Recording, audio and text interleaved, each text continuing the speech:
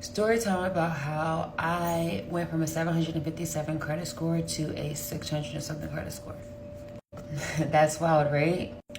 So I've always had good credit score. I've always been in the 700s.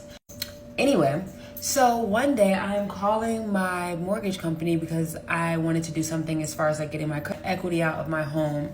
And so I was calling him like to kind of do the process. And he's like, man, we can't do it. And I'm like, why? He's like, your credit score is 600 something. And I was like, 600? And I'm like, I have a 757. What are you talking about? Like, run it again. And I'm like, okay, let me call you back.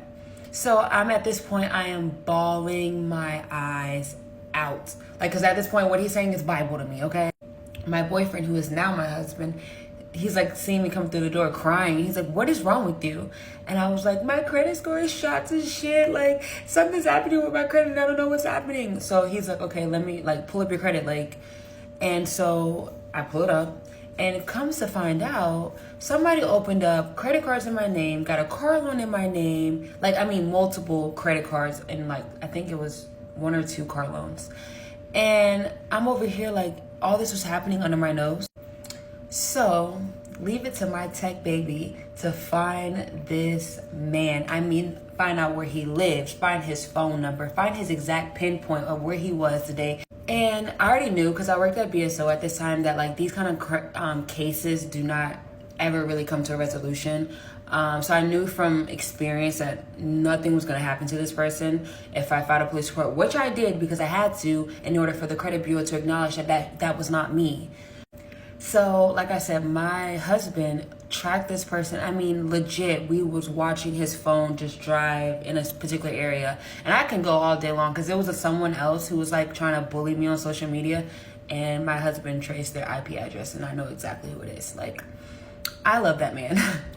Like, when you mess with me, it's almost like he goes straight. Like, he's not a fighter. He's really not. But he's a tech nerd. I feel like that's a little bit worse.